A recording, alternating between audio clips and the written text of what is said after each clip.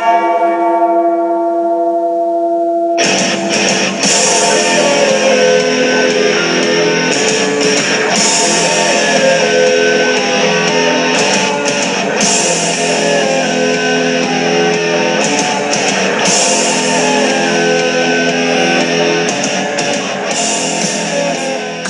evening, ladies and gentlemen, and welcome to another episode of Behind the Bench.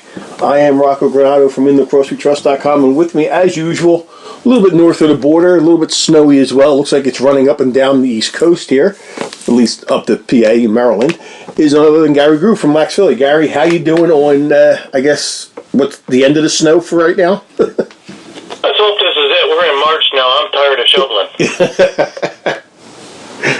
You know, all the people who thought this is pretty in December, I'm tired of shoveling. Yeah. That's enough. It's time to see some green and some blooming and whatever we do in spring. Right. Well, the worst part is I got a snowblower and I haven't been able to use it in the past three winters because we haven't had all that much. And when we did have a lot, it was too heavy because it rained before and it was too wet for it to actually use the snowblower for. So my thing is, you got December and January to snow. Once February rolls around, I don't want to see it. Yeah, like I say, we're in March now. Happy March. It's time to march forward. Yeah, same in a couple of weeks. The rodent saw his shadow or didn't see his shadow. It's supposed to be an early spring. I start questioning this rodent. Yeah. Well, he's been wrong more times than he's been right, so. Right, well, we got to remember it's a rodent, not a meteorologist, right? And they've been wrong more times than they're right, too. Exactly. So, we'll see what happens in the upcoming days. But let's jump right to it. Last week, I'm going to lead right into it. Callum Crawford laid a hit on Bradley Cree. He did something very stupid is what he did. Yes. And it looked like to me that he kind of left his feet a little bit. And it didn't just look. He did. Right. And he basically lunged his body at him. Now. At his head. Yeah. He also did this last January, when he was a member of the Buffalo Bandits against the Calgary Roughnecks. And the Rule 41.4 states something similar to where any infraction of that nature within a 2-year period, where it's a match penalty, you will be assessed an additional 5-game suspension. Now, he also got Rule 78.4, which was he was also issued a match penalty for a 1-game suspension. 1-game suspension, right. So, all total, being a offender.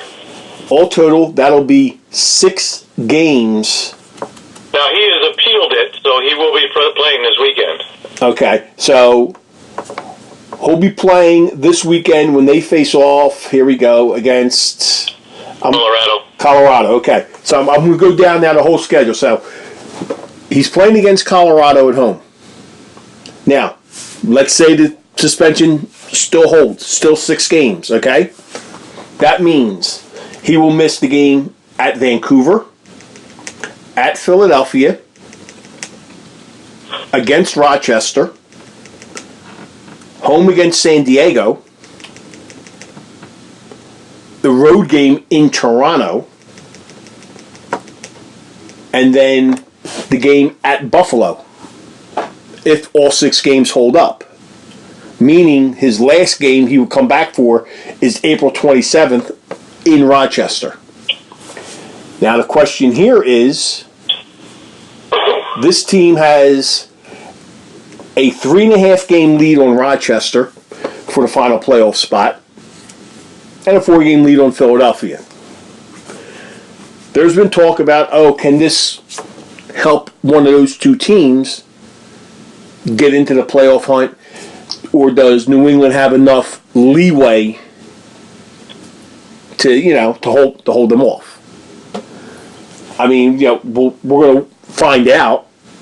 I mean, maybe they're looking at, if they can win this week and Rochester loses, but I don't think Rochester's playing this weekend. They're not. Oh, yeah, they are. They're playing Georgia. So maybe it gives them a 4.5 game lead over Rochester, and then if he sits 6, they should be able to hold off a game and a half. Well, like I say, though, none of this is putting wins in Philadelphia or Rochester's pockets, no, which they've had their own troubles getting. Right. Yeah, I mean, they've had their own trouble. I mean, both Rochester and Philly are 0-9 combined on the road.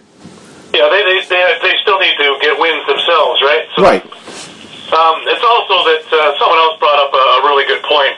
Is, Crawford's been having an MVP season for sure, but he isn't the only offense that New England has.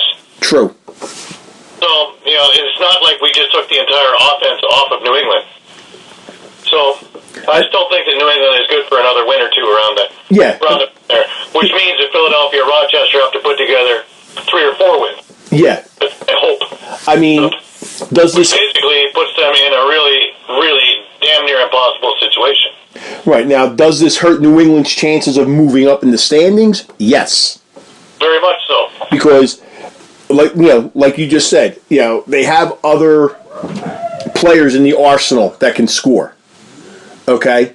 But now it's where they can possibly double team Stephon LeBlanc. Before, if you had them both out on the floor, it'd be kind of hard to double team them. Okay? Because those two are the main point getters there. So it's going to hurt their offense a little bit. Because they only sit a half a game behind Georgia for the 3rd seed and a game and a half behind Toronto for the 2nd seed. So this is going to be a big, task to handle. Now, do I think that New England deserved the win against Toronto? Yeah. Do I think it fell off a truck to them? Yeah. Yeah. I think all the stars had to be in alignment, and they were. Mm-hmm. For Toronto to play that miserably, that often, through that whole game. Yeah. And still almost pull off a win. So, I don't know. I don't know if they're still in that class, but we'll see. Right. And the thing is here, New England is 5-1 at home, so they got 3 more home games. And he's going to miss those 3 should this suspension hold up. Okay? They are also 1-3 on the road. So they played 4 games on the road. He's going to miss. Well, I'm sorry. He's going to play in the 1 game against Colorado. So he'll miss the last 2 home games after the appeal if it holds up, and everything but the last road game that they've only won once on the road. So it's going to be a bit of a ladder to climb, I'll say.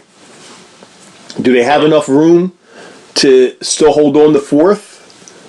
I think so. I really do. But if, should Rochester or Philly somehow catch lightning in a bottle, they could make it interesting, I'll say. I won't say that they could overtake them. Right. I'll say they can make it quite interesting. Now, did he cost himself an MVP? Yeah. Yeah, most likely he did.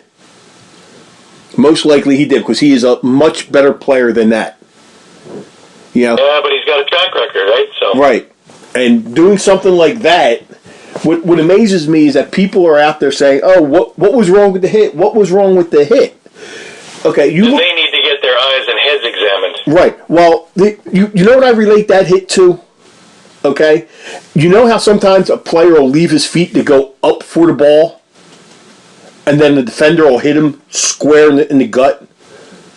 And they always call a penalty on that because it's a defenseless player. Right. Well, this is to the nth degree. Right. First of all, he went at the head. Ball anywhere near there. Right. Secondly, you had a defenseless defender who got his helmet knocked off with a headshot. Mm-hmm. He left his feet while going full bore. So, I don't know how you can defend the action. There's no way to defend it. Right, and something like that, I don't even see how the league is even permitting him to appeal it. Well, they have to. That's part of the player's agreement. Right, but something that obvious, I don't think it's going to be a very long appeal process. Right. I mean, I guess, if anything, they would shave off the 1 game. It's still going to be a 5-game suspension. Right, and even if they don't, I'm looking at it where they figure, hey, we could beat Colorado at home. if Georgia could beat Rochester, that'll give us a 4-game lead.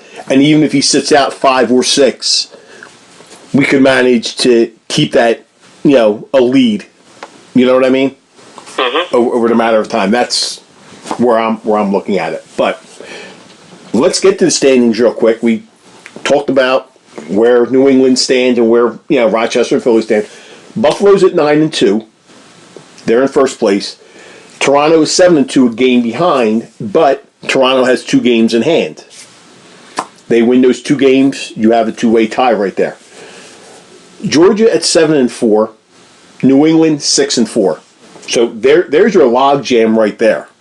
Okay, from first to fourth is 2.5 games, and then Rochester and Philly 2-7 and 2-8, bringing up the rear in the East. Now in the West, this is kind of like, okay, who wants to win the West? Saskatchewan is finally back up on top, but they're 5-4. Not like them at all. Calgary is at 5-5. San Diego 4-4.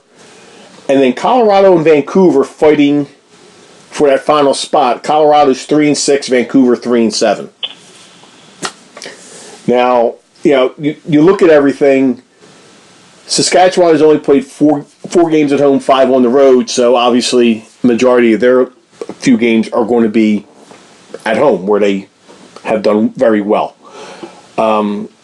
Calgary, you don't know. They're 2-2 and 3-3, home and away. The West is, okay, who wants it? We saw for the longest time San Diego being up top. Now, somehow Saskatchewan clawed their way to the top now. I don't know how. Yeah, but when you call your way to the top at 500, that'll change quite a bit. Calgary was for a moment. Calgary was in first place. Right, and their offense is, their offense isn't all that great. I mean, they've only scored 112 goals, and they let up 107. Mm-hmm. That's, is it possible that there's the injuries that could be piling up with Saskatchewan, or maybe other teams have figured them out? I think it's more teams that figured them out. I think teams have figured them out. They've been around for a while. Same players, same system. And there was no reason to change it until teams figured them out. Right. Now we have proof in the pudding. Yeah.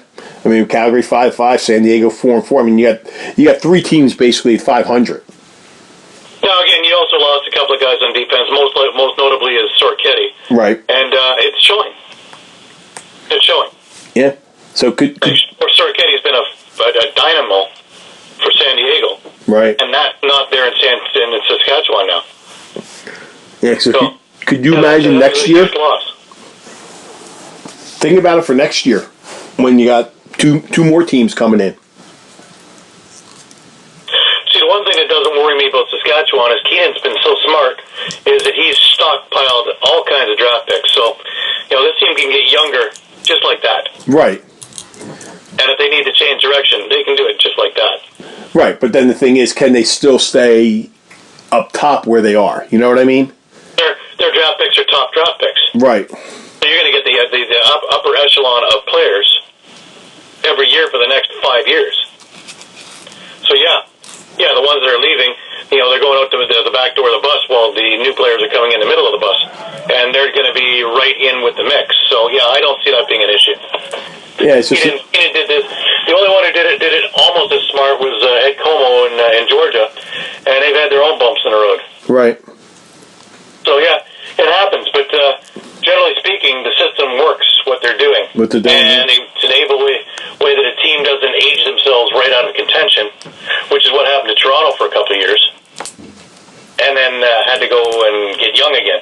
Right. Here they can continually put in youth, mix them with veterans. And as the veterans are going, the youth have got the experience and the guidance so that they can continue along. That's why the Saskatchewan team is a dynasty. Not because they've won. It's a partial thing that they've won 3 or 4 of the last 4 years. Right. But more, it's the personnel and how this team can be viable for years to come. That's where the dynasty comes in. Yeah. And then, you look at the other teams that are right there. you look at the San Diegos that are a half game out and Calgary a half game out. They have their picks and their players, and you wonder if Dixon was there for the beginning of the year from the start on. What would happen? What would have happened if Westberg was on the team right now? Yeah, let's say we're would they be better, or maybe they'd be worse? Again, not one team in the West would be making a playoff spot in the East. Yeah, it's not true. One of them. True. I mean, we can't sit here and say. Years now, we've seen the balance of power more or less in the West. We were watching the shift now, so let's see where it runs. Yeah, well, right now, Toronto and Buffalo have been the class of the league. Both teams have had a couple of bumps in the road, but more or less through the year, they have been the class of the league. That's the league, right? And the sad thing is, I don't know if I want to use the word sad, but the one thing that's kind of not, I don't want to say not right, so I'm not really looking, but the way the playoffs are broken down, okay? You could have, like, say, Buffalo or Toronto that have the record that they have playing against, we'll say, San Diego or Calgary. Because, Saskatchewan hasn't shown that they're, heads above everybody. And you might not have a good Champions Cup final. Okay? Where if you would have, say, Toronto and Buffalo, the two best teams going at it. Well, that's the problem you have in a divisional system. Right. I mean, we had something like that a few years ago, and everybody thought, when Buffalo played the Portland Lumberjacks years ago, that game was going to be a sleeper, and Portland, took a final shot and it just rang off the post. You bring me back to some of those older years, where Toronto played Rochester or Toronto played Philadelphia, and I'd go for that in a heartbeat. Yeah. I'm pretty sure everybody would. And that's how I think, in all honesty, seeing it's, you're doing a one-game playoff until the finals. Why don't you just do that, Why don't you rank them 1 through 8, okay? But what you do in this case is, the two division winners automatically get seeds 1 and 2, no matter how bad you are in the West, okay? So it's like, right now, Buffalo would be 1, Saskatchewan would be 2, then you would go Toronto 3, Georgia 4, New England 5, and then Calgary, San Diego, Colorado. I agree. I like that better myself. The division winners get 1 and 2 automatically. And then after that, you do the next 6 best records if you're going to do an 18 format. Because you're not doing best of 3 in round 1. You're doing a single game elimination. So, think about it. Think of how it could wind down. Your Final Four, you could go old school, and it could be just, saying you got Buffalo, Toronto, and, New England and Georgia going for the finals, the Final Four. Yeah. It could be anything. It's just, you should have the best teams in it. Not this East versus West. Because if you're going to do that, then my suggestion would be, for the games that you're playing, you just play teams in your division. You never see the Western Conference teams unless you meet them in the final. That's what you do. God, that's boring. Exactly. Just the way this playoff system they're going to have is boring. Well, I don't like this playoff system. I didn't like it when it was announced. I think this 4 teams in each division getting in means that this is the longest preseason we're ever going to witness. Right. It should be 6 teams, in all honesty. Yeah. The top 2 teams overall get a first round bye, and then you go that way. You get the 2 division winners, they're 1 and 2, and then you do the next 4 best records that are in it. Yeah, and if you want to do more than one game, then you can do the top 2 in each. Right. And do it like baseball did for years. Yeah. Where it really is an elite thing to win. Yeah, but I still think the old-fashioned way, yes, it is the 21st century and everything else, but you know what? You want to see some good competition, that's what you have. You do it where who's ever winning their divisions are the 1 and 2 seeds, and then you seed them out after that. So your first round would be Buffalo against Colorado, Toronto against San Diego. You would have Georgia going against Calgary, and then I think New England against Saskatchewan. Or no, I'm sorry, Saskatchewan would be 2. So Saskatchewan would go against San Diego. That's what you would have. So I mean, you would have some good matchups there. And you just go from there, because then maybe you would have your finals would be Buffalo and Toronto. In a 3-game series, and you get a lot of people at that one. You have people fighting for tickets. Yeah, that would be well worth it. Yeah, they might have to tell the Blue Jays to hold off and just put an indoor rink inside the Rogers Center, and you probably get people from Philly coming up for that game. Pack the Rogers Center with 65, maybe 60-something thousand people. Right. But yeah, they need to do something. But let's look at the games that we had last week. And we're doing a lot of talking about what happened with Crawford and what have you. Last week we started off Buffalo and Rochester. Buffalo takes them down 16-9. Then Saskatchewan just gets by Colorado 9-7, and we talked about New England beating Toronto. This Buffalo game, I just don't know. I don't see how anybody could say that, Rochester has a shot, because they just didn't. Yeah, first half they were there. Second half. Yeah, they don't have staying power by any stretch of the imagination. Buffalo took them to town in the third quarter, especially around the halfway point onward. And Rochester was not anywhere near No. the way Buffalo is. Yeah, not even close. No. And you wonder that, yes, Matt Vince is a 5-time goaltender of the year. What, was he that much a part of that team like that? That they're this bad? That their offense, I mean, that it made that with him in between the pipes, that's what made the offense look so strong? Yes, and that's what made the defense look very strong, too. I remember being in Saskatoon after being in Rochester in the finals for Game 2, where Matt Vince was unbeatable in Game 2 and literally stole the game. And then in Game 3, when he had a shutout in the first quarter, people got very, very nervous that they were going to see the same Matt Vince as they saw in Game 2, and no matter what they did, they're still not going to pull it off. And then finally he became human. Right. And Saskatchewan was able to beat him, and they were able to win the cup. But, yes, is he that good when he's on? Oh, yeah. Yes.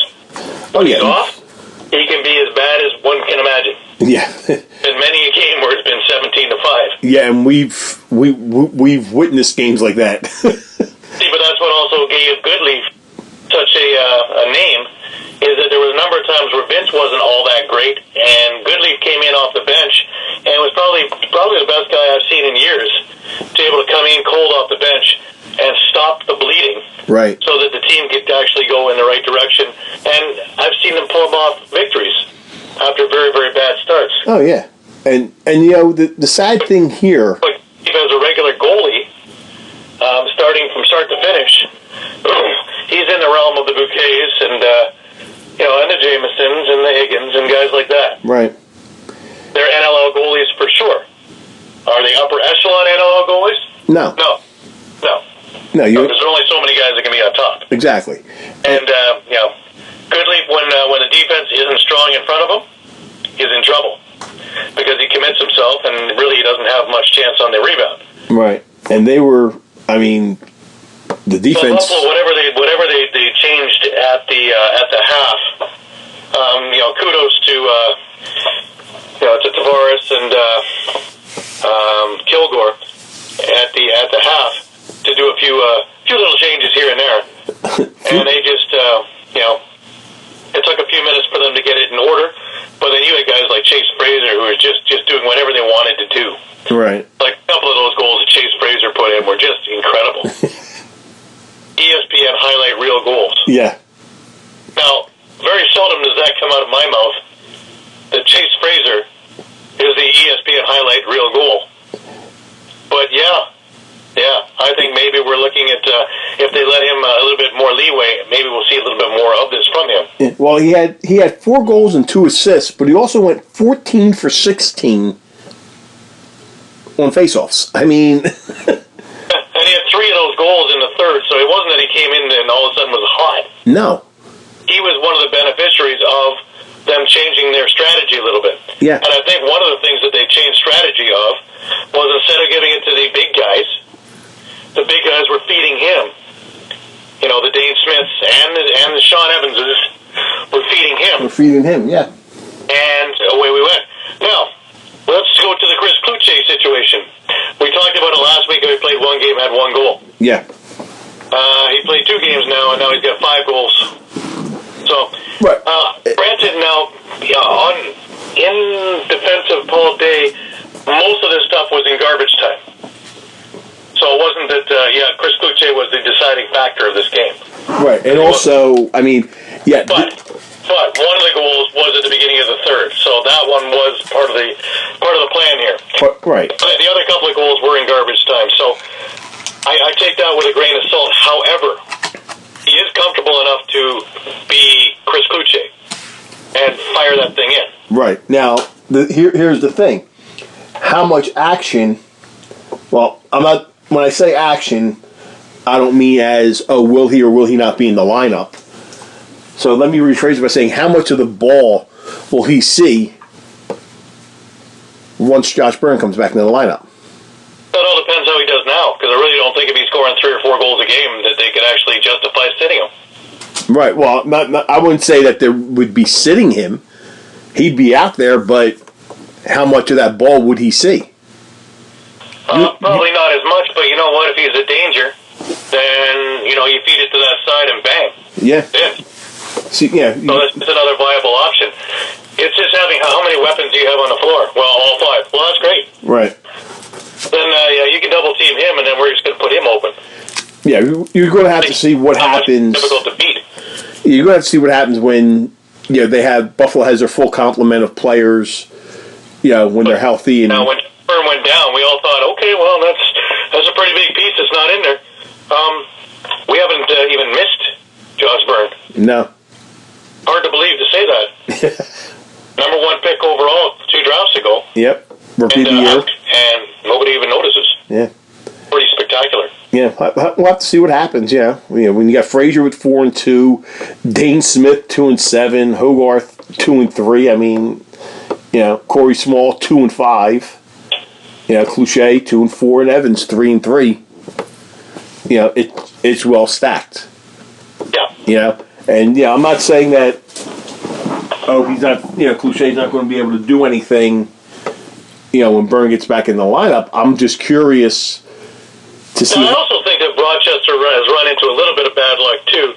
Is their biggest thing was control of the ball, and since Withers has been out, they haven't had anybody come near making a face-off. Oh no, not at all. I mean, haven't had anything. Barkley 7 for 22. The question is, where did Kyle Jackson go? I see him in the lineup, and I see he got a goal. Where'd he go? Well, the whole team. I mean, you look at it all the way through. I mean, Cody Jamieson, 1 goal, 4. Get your offense from Eric Fennell. 4 assists. You're not going to be doing much this year, guy. Sorry. Yeah. I mean, Cody Jamieson, 1 goal. Yeah, you have 4 assists, but 1 goal. 1 goal, right. Obviously, they're keying on him. Stephen Keogh, he's doing what he did in Colorado. Yeah, nothing. He's done 2 games, nothing. 0. I mean, Vitarelli. Like Burt, he's the captain of Brampton. Really good player. But he's been bottled up. 1 assist. Yeah. He's getting his feet wet in the NLL. But he's a better player than that. But, again, when everything is discombobulated, bringing back Billy D. Smith. Now, did this there's brawls. But Billy only had 2 minutes in penalty, so he wasn't involved in any of this anyways. No. But Paul Dawson was. And Paul Dawson was lucky not to get suspended. The only player that I really liked that I wish that Toronto would have kept, but they don't have room for him, is Darryl Robertson. I know him. I know his grandfather, and I've heard the story. But he's a little gazelle, and they're actually letting him run because he's been a stay-at-home defenseman. But when he actually goes transition, he can do quite a bit. Now, I'm hoping that they actually notice this a little more and let him do it a little more. Right. Because I think he can be a viable option. But other than that, Austin Shanks was the big man with 2 goals. Yeah, and that's it. I mean, that's not going to win many games like that. No, and the worst part is this is their 25th year in Rochester, and it's their final year. Even the diehards have turned their stomach on it. It's like it's in such disarray right now that they're just hoping this season just goes away quickly. Yeah. So let them have their expansion. Let them try and do something else with a team that's going to stay. Yeah, because right now their loyalties are divided. Yeah, it's here. Yeah, we're even going to lose all of our heritage and our history. So they've really been able to rub the crowd, all the loyal supporters for the last 25 years, completely the wrong way. Yeah. And talking with a bunch of them, and I'll talk with more of them when I go in there in April.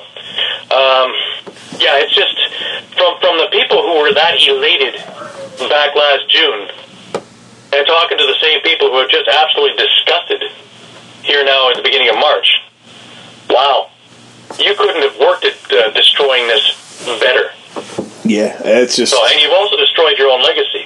Steyers could walk on water in Rochester up until the past summer. He's on eggshells now. Well, now, hell, he's public enemy number 1. Yeah.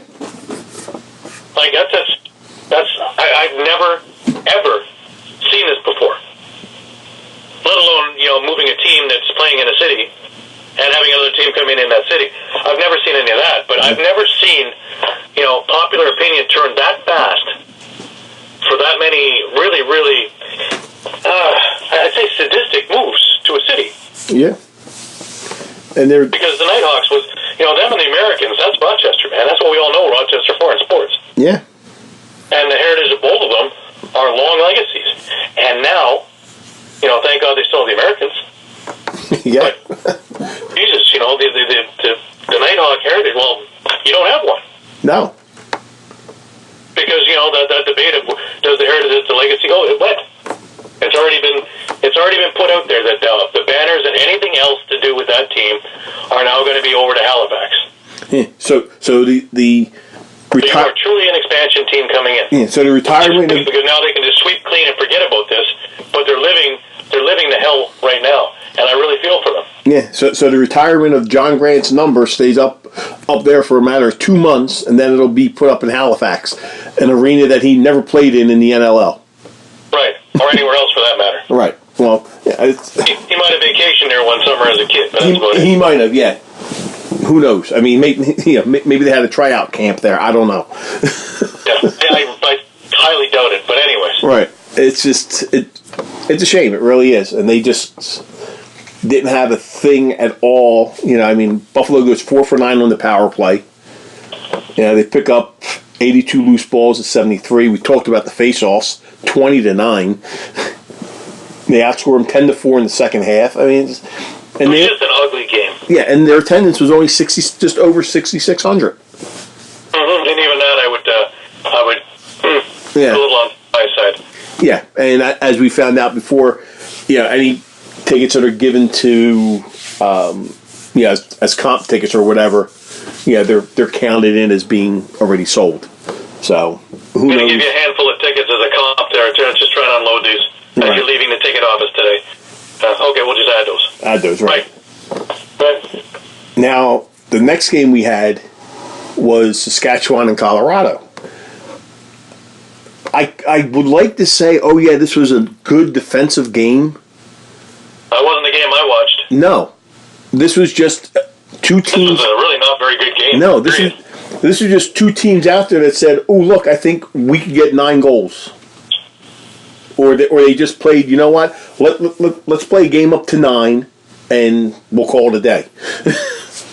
Well, to the defense of it, you had two really good goalies. Now we're talking about upper echelon goalies. Both Dylan Ward, who, by the way, he's not doing PLL this year. He just signed with Denver, re-signed with Denver. Ooh, okay. For MLL. So he's staying in the, if there is an MLL league. But you have Dylan Ward and you have Evan Kirk. Both upper echelon goalies, both championship goalies, both goalies of the year, blah, blah, blah, blah, blah. And, they kind of did it themselves because, there's 43 shots for Colorado, 49 for Saskatchewan. It's not like there was just 12 shots in the game. True. But the game itself had no flow to it at all. No. On either side. And, the Saskatchewan team that I've been watching, I'm scratching my head at it because they're not missing that many pieces, but they're missing pieces. If you know what I mean. Yeah. Like, the people are there, but what happened? You still have the Shattlers in there, you still have the Churches in there, you still have but all of a sudden, the things that were going crisp, I watched this in Toronto a couple of years ago, and all of a sudden the passes weren't exactly that crisp, and it really affected things.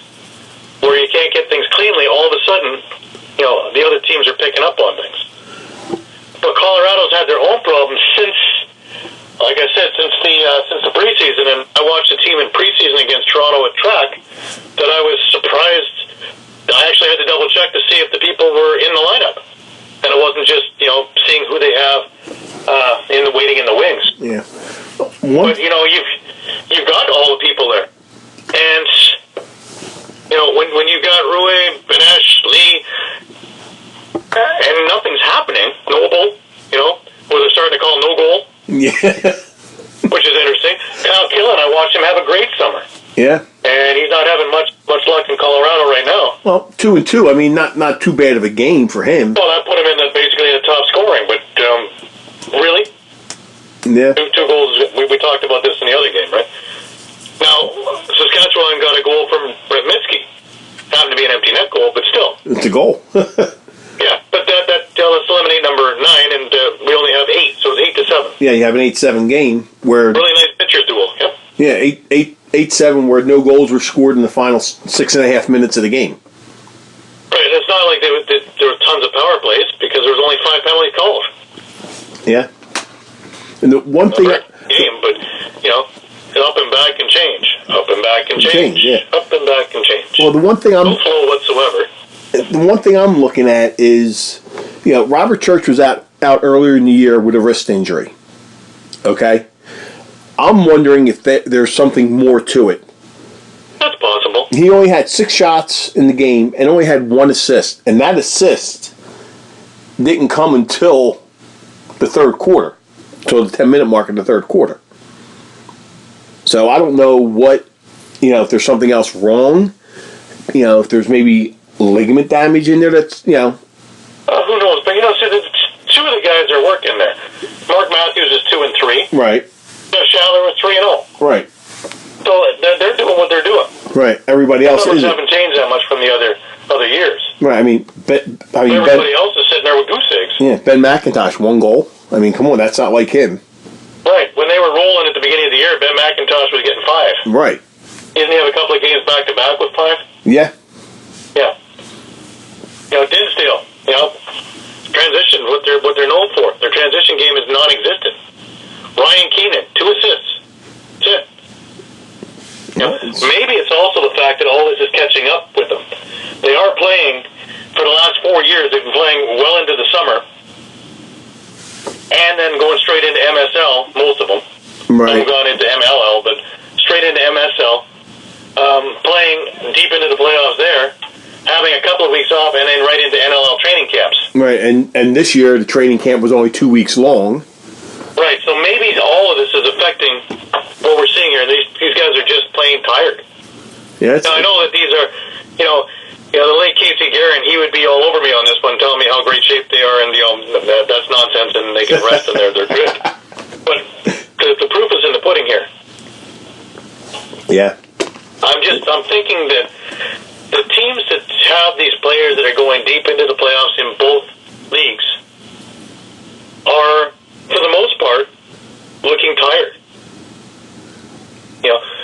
Guys are playing for Peterborough in the MSL. Guys are playing for even Brooklyn in the MSL, who've gone, 7-game series over and over and over, and then coming straight into NLL and going all the way through into June, middle to the end of June. Yeah, they're not getting any rest. Yeah, and then you got some that do play the outdoor game and in the MSL. Right, so they're continually going. Yeah, or the WLA. It depends, what kind of contract they have. When I talk about time changes and different things like that, but these guys are Western guys as well. Right. So so that's to me, I see there being a direct correlation here, which we really haven't touched upon. Right. So like we said earlier, this was a game of where, okay, let's see who gets up to a certain number of goals, and we'll wave the flag, and that'll be it. But yeah, this wasn't, Gary, like we both said, this wasn't a defensive game. Yeah, you had two of the top goaltenders out there, but it just didn't have that. Yeah. So that's really all I got in this game. Both teams were two power play goals, 2 for 3 for Colorado, 2 for 2 for Saskatchewan. Face-offs, Colorado dominated. I haven't said that in a long time. 13 of 20. Colorado dominating. Whoa. Yeah, that's just... I haven't said all year on anything, but, here we are. So, it was a lunch bag letdown, if you will. Yeah. I really expected a good game. I expected a lot more out of Saskatchewan, and I didn't get it. And I don't know. I keep putting them in, going, they're gonna. This is the week that they're gonna right to vote, and I had them on my ticket, and I'm sat there until that empty net goal went in. I wasn't sure I was winning this game. So that's not a good thing. That's not a good feeling. Which brings us to the next one. Yeah, the game where the suspension has come down from. Yeah, but like I say, I haven't seen Toronto play this bad off the hop in a little while. Oh, yeah, true. They literally inside the first minute, they're down 2-0 on 2 Derek Down goals, and I was wondering if they even came on the floor. But the funny thing was, as miserable, Toronto played a terrible first quarter, all around. They looked horrible.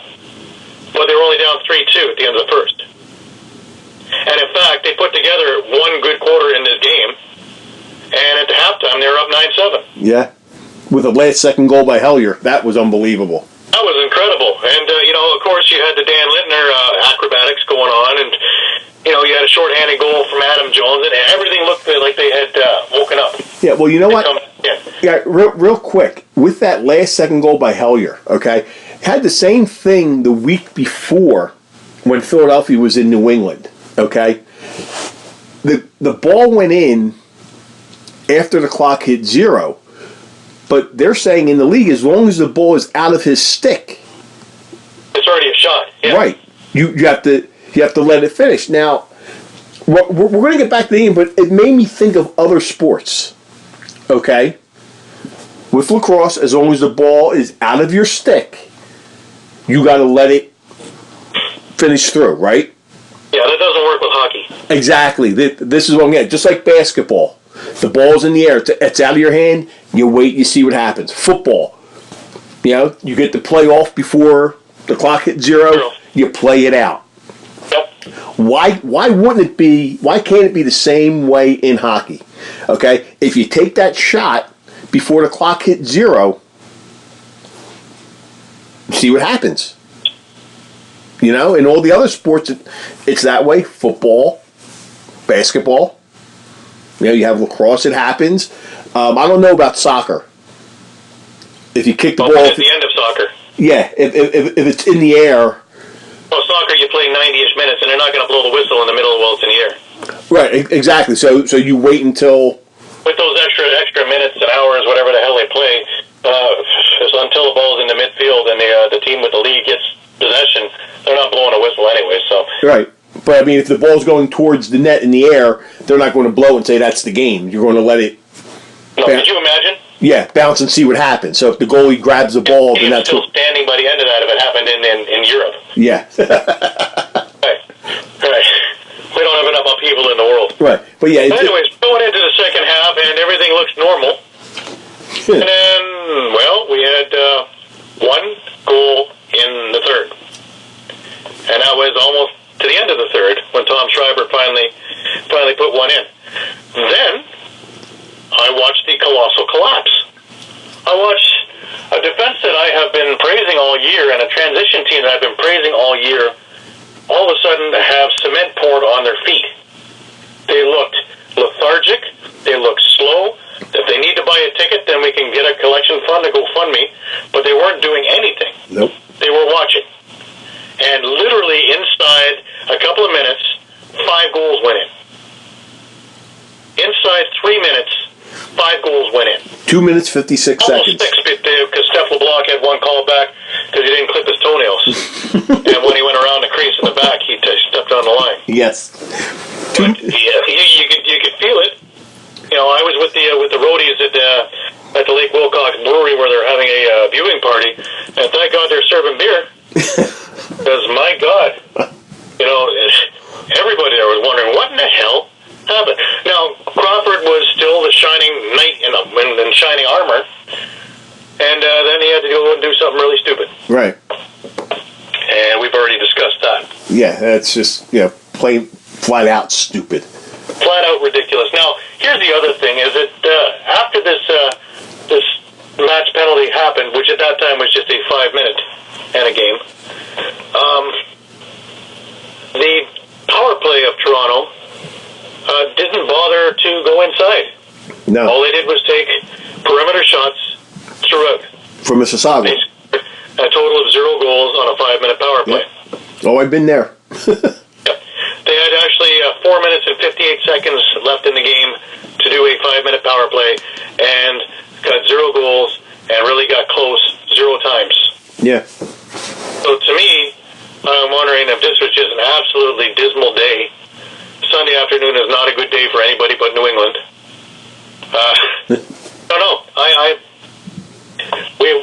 I personally shook my head after the fact because I was pretty disgusted in the way they played because I know they're a much better team than this. Yeah. But, you know, maybe I should give a little bit more credit to the defense and goaltending on New England. But like I say, as bad as Toronto played, they barely came away with a win in this one. Barely. Yeah. And that's what has to make you wonder, with Crawford, you know, going to be most likely out of the lineup for 5 to 6 games after this week. What do they have? You know, one of the cool things was that Riley Hutchcraft actually got 34 seconds worth of playing time. Yeah. When after the 4th or 5th goal went in on Rose, they finally put him in there just to give him a breather for one play. Right. And it actually worked because Rose was better when he got back. When he got back, right. They should have done that 2 or 3 goals earlier. Yeah, woulda, shoulda, coulda. That's, you know. But, you know, looking at the New England lineup, you know, there are people there to fill in. Nick Tchaikovsky, hopefully he'll take this and run with it. You know, because he was a pretty high draft pick a couple of years ago also. Yeah. Tyler Digby, you know, he should be able to step up. Derek Downs has already stepped up. He had a great summer also in MSL. Mm-hmm. Riley O'Connor's got to start getting back on the scoring sheet. Yeah, he's gone south a little bit. But Stephane LeBlanc, he's not throwing up 8 assists now. He's actually getting in on the goals. Right. And actually moving. So now there's viable options there. So I'm curious to see how this is going to play out. Well, I'm wondering, you know, once the suspension takes place, if you're going to start seeing a lot more of Kyle Buchanan. Because he did play the one game in Philadelphia. So I don't know what his status, you know, what his status is. Maybe he gets, you know, some playing time, and maybe you see the Kyle Buchanan of old, you know, coming back. You know, it's kind of like, okay, what's, you know, going to happen? Somebody's got to pick up that slack that Crawford's going to be leaving. Yeah. Okay, whether it be a mixture of players, you know, with, you know, O'Connor or, you know, or Downs or whoever, you know, even, you know, LaFontaine, anybody. Somebody's got to start. Everybody's got to chip in and pick up those 3 goals, 5 assists. There's 8 points there that have to be picked up, along with doing your own. And, like we said earlier, do they have enough space? Maybe. They should. There shouldn't be any problem there. The problem is that, like we said, it's going to hurt them trying to move up in the standings. And then Crawford comes back with maybe 1 game to go in the season. And then you jump right into the playoffs, and you're going to be going up against either Buffalo or Toronto. So you got to get your feet wet right away. And if you're going up against Toronto, in Toronto, he's public enemy number 1. Yeah. Oh, yeah. So, see what happens there. Yeah, you could expect some hard hits on that one. Now, this is a couple months down the line, but you really got to start looking at it. Chances of them moving up to 3 or 2 are going to hurt right now. So you're looking at either Buffalo or Toronto that he's going to have to face. But, we'll see what happens next week because, like you said, Gary, he did appeal it. So he will play this week against Colorado. Again, a Sunday afternoon game. Yep. And, we'll have to wait and see what happens. Now, this week's games, as much as it is a shock to me, there are no games tonight. Yeah. What do we do? There's no lacrosse tonight. It was kind of like last week when there was no games on Saturday. Yeah. So, let's get right to what we have. Some of these games are going to be we know who's going to win this. Rochester at Georgia. Any question in this game? I'm going with Georgia. I think the Thompsons are going to run wild. Yeah, this is easily a Georgia game. Rochester's just been struggling. They're not really going to do anything here. Calgary at Saskatchewan. I'm going with Saskatchewan. I still hold out hope. Yeah. I don't know why. I think that Calgary is actually a better team right now, but I hold out hope, especially being in SaskTel. Yeah. That this is the one that rights the ship. Yeah. If this was in the Saddle Dome, I might very well go Calgary. Same here. I'm thinking the same exact thing. If Calgary was the home team, you would go with them. But if Saskatchewan plays the way they played last week against Colorado, Calgary could steal this one. They really can. But I'm going Saskatchewan as well because I think it's about time for them to hit the switch. Vancouver at San Diego. A couple of weeks ago, I probably wouldn't even have thought twice and just said San Diego. But Vancouver has shown me enough defensively that this is going to be a close game. I'm still going San Diego. Right. And it's still in San Diego, and I really think that San Diego is a better team, especially offensively. But I don't think this is going to be a walk-away blowout. No, it's not. If you can stay up late, this is the game you want to watch this weekend. Yeah, and this is a game where, if Vancouver could pull off a victory, and New England, that's the next game, they beat Colorado, Vancouver is right there. I believe they would be right in 4th place. And they would take, I think they would take the playoff spot away from Colorado. Yeah, they would. Because they would move to 4-7, Colorado would drop to 3-7. So, they would be right up there as well. And these games are important to Vancouver because this is their 11th game, and some of these other teams like San Diego have only played 8. So you're looking at some games in hand there. But yeah, I'm thinking the same thing. San Diego just might have a little bit too much, not so much firepower, but the veteran leadership on that team and the way they've been playing. Plus, they're at home.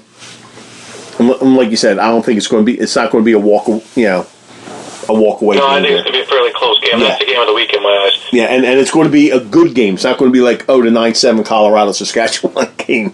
Right, which brings us to Colorado, New England. Crawford in the lineup. Yeah, I think this is enough distractions, though. I'm actually going with Colorado in this game. I think that there's enough distractions going on in New England right now. And I still hold out hope that this team in Colorado can get it together. Because they have a lot of talent. Right. And anytime you got Dylan Ward in net, he can steal steal one for you just like that. Yeah, he could. Again, you flip a coin. Yeah, I'm going New England solely because they're 5-1 at home right now. Okay, Colorado's 1-3 on the road. They struggled last week with Saskatchewan. New England's been putting up goals the past couple games, and Doug Jamieson has been playing very, very well for them. Okay, he's starting to steal that number one spot from Alex Bouquet. I see New England winning this again. Like I said, I think they're a stronger team. They're strong at home. Colorado's been kind of up and back, but this is a game that they know they need to win. Just in case. Now, nobody can tell me any differently, I don't think, that they win this game, it'll give them most likely a 4-game lead in that final playoff spot. So even if he gets a 5-game suspension, they should be able to hold off a game or two. That's why I think they had him in the lineup. So basically I think I'm going all home teams this week. Yeah, Georgia over Rochester. We're both going that way. We're both going Saskatchewan over Calgary, San Diego over Vancouver. You like Colorado because of the distractions going on in New England, and I'm going New England. I just think the way they're playing right now, I think they're going to do this. Now, next week will be a different story. Yeah. I got one more bit of breaking news. Near and dear to your heart, I imagine. We need a sounder. We need a breaking news sounder for that. Yeah. But the Oregon Box Lacrosse Association has launched. Now, the OBLA, which will be starting a youth box with plans already taking shape to building college-level talent. But the big news in this one is who's part of this thing? Well, none other than Dallas Elliott. And he's slated as a coaching director along with Devin Spoker. So just something to keep your eyes on. The OBLA is going to be something to see. Yeah, and also the PLL, 2 of their coaches, Tony Resch and Chris Bates. Yep. Yeah, so big week. Yeah, so a lot going on there. We'll touch into that next week because right now we know the 2 places right now are New York and Boston that they're going to be going to. And there's going to be a few more, so I'm still hoping Philly is one of the destinations for it. But yeah, they started naming coaches and things like that, so that's going to get the ball rolling and it should be quite interesting, coming up in the near future. But there you have it. Next week we start with games on Friday night. But we have, our schedule this week. Rochester at Georgia, 7:05. All these times are Eastern. Rochester's at Georgia tomorrow night. Calgary at Saskatchewan at 8:30. 10 o'clock Vancouver at San Diego. So you can split the screen, do what you have to do. And then Sunday, 1 o'clock, Colorado at New England. There you have it. You see what happens with the standings, where it goes. See who gets suspended again, or who knows what's going to happen. Coming up. Hey, I just hope that Crawford behaves himself because he's not going to do himself any favors if he gets involved in anything. Gets involved, yeah. So they're really going to be watching him, and no doubt the coaches are telling him that as well. So that might actually hamper some of his play. But anyways. Yeah, it wouldn't surprise me if the coaches have a short leash on him as well. If they see him getting out of hand. But we'll have to see what happens. But I agree with you, Gary. The game of the week is going to be that Vancouver game. So, everybody, I thank you for tuning in, listening to what we have to say. So, for Gary Grube at Lax Philly, I'm Rocco Granato at InLacrosseWeTrust.com. We'll see everybody here again next week, Behind the Bench.